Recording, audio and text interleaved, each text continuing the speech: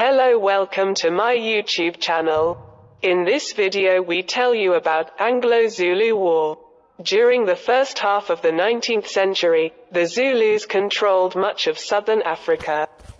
In 1854, the Boers settled in the KwaZulu-Natal region, obtained ownership of the area from the Zulu king Mpande, and created the Republic of Natal.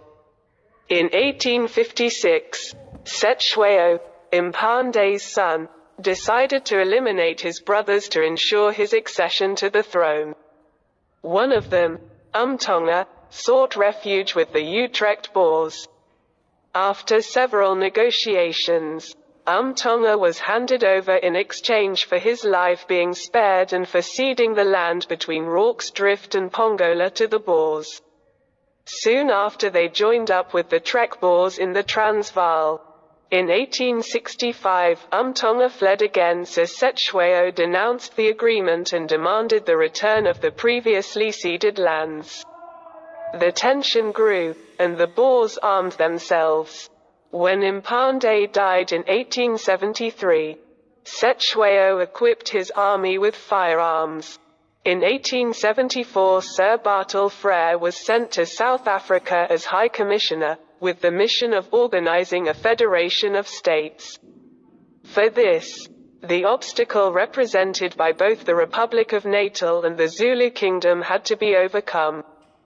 In 1877, Theophilus Shepstone suggested to the Natal Boers that they renounce independence and be administered by the British Crown.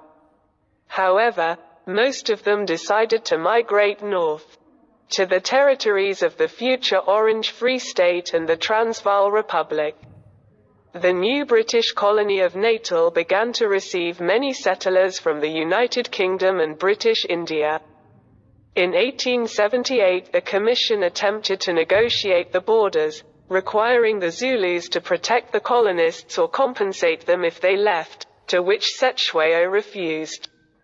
Unbeknownst to the British government, High Commissioner Frere began a series of actions intended to fuel tension on the border, ending up issuing an ultimatum on December 11, 1878, which prompted a declaration of war on January 11, 1879. In 1879, General Frederick Augustus Thesiger invaded the Zulu Kingdom from 3 points, without authorization from the British government, heading for Ulundi, the capital. The first meeting between the two armies was the Battle of Asantwana, in which the British rearguard was defeated, marking the first defeat for the British in Africa. The British Army, under Pearson, entrenched themselves at Eshowe, where it suffered a long siege until saved by Lord Chelmsford after the Battle of Jinjindlovu. The second English column was to occupy northwest Zululand, camping at Tintas Kraal, but news of the Asantwana disaster led its commander to withdraw. Cetshwayo did not cross the border, limiting himself to defensive warfare. Chelmsford regrouped forces with the initial intention of relieving Pearson at Eshowe, for which the British government sent 7 regiments together with 2 artillery batteries. A column of 5,700 men, under the command of Chelmsford, marched on Eshowe, digging in each night.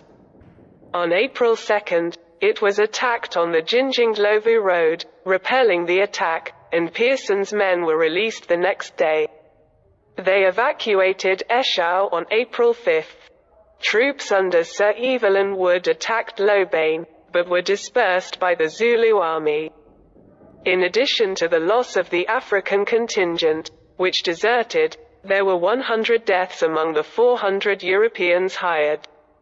The next day, 25,000 Zulu warriors attacked a camp with 2,068 men at Kambula, which held out for 5 hours until the Zulus withdrew.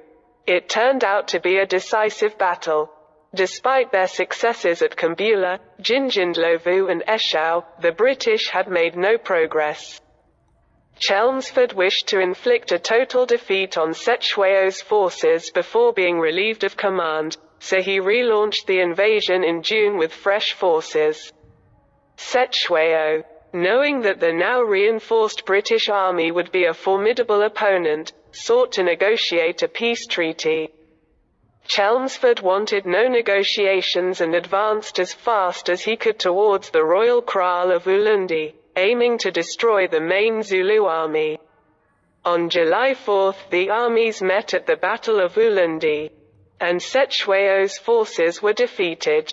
After that battle and with the army dispersed, most of the Zulu chieftains surrendered, while Sechweo fled. On August 28, they captured him and he was sent to Cape Town. He was formally deposed and the Zulu country was partitioned among 11 chiefs, including Sechweo and one of his sons, Uzebepu. John Dunn, a white adventurer, and Luby, a Basuto chief who had served the British. Sir Garnet Wolseley, Lord Chelmsford's replacement, appointed a resident who was to be the channel of communication between the chiefs and the British government. This arrangement brought unrest, and in 1882 the British government decided to restore Sechweo to power. Uzebepu revolted, and on July 22, 1883, he attacked Ulundi. The king escaped wounded and moved to Eshel.